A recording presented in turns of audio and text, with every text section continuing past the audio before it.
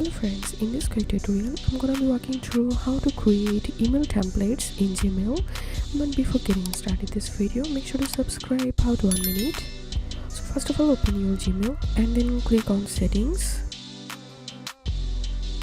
and click on see all settings and click on advanced, and here you will find these templates options. So all you have to need, enable this option from here and click on save changes. And now I'm going to create a new template, so clicking on compose and I'm going to making a template.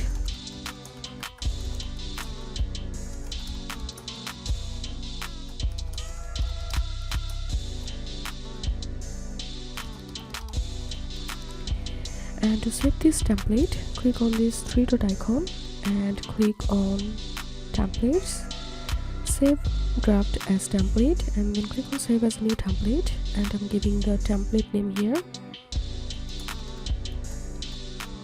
save. So the template has been saved, and now let's see how to use the saved template. So for example, I'm clicking on compose and now I'm clicking on this three dot icon, so hover over on templates and then clicking on, so here you can see I have successfully added my template. So this was how we can create email template in Gmail.